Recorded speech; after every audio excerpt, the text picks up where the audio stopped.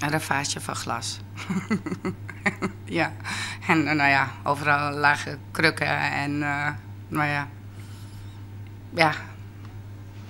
Het is nou weer rustig in café El Dommel in Wolvergeer. Uit zijn de vernielde bieltjes en dissedoor is er niet met de sjen dat tinkendocht aan een grote vjochtpartij. Maar de sfeer waard justernacht gremietig doet fjouwerman uit Wales het café binnenstappen.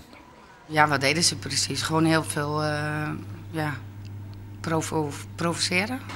Gewoon, ja, hun zouden het wel even maken hier. Heel macho-achtig, zeg maar.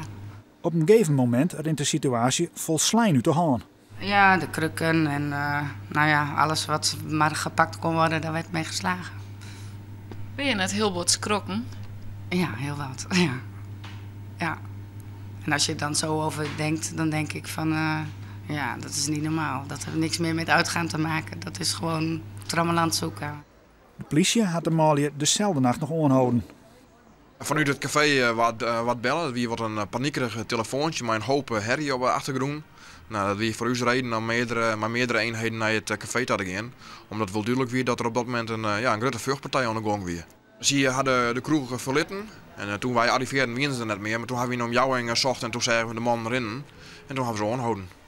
3 klanten met een vaar onderzoek naar het ziekenhuis gebracht met verschillende verwondings. Mijn klanten, die hebben gewoon alleen maar voor mij in de rest gestaan. En geprobeerd om die jongens eruit te krijgen. En helaas moest dat met heel veel slaan en blauwe ogen en tanden door naar achteren geslagen. Wat correct de oorzaak wist had dat de man op oorlogspaard wien is nog net bekend.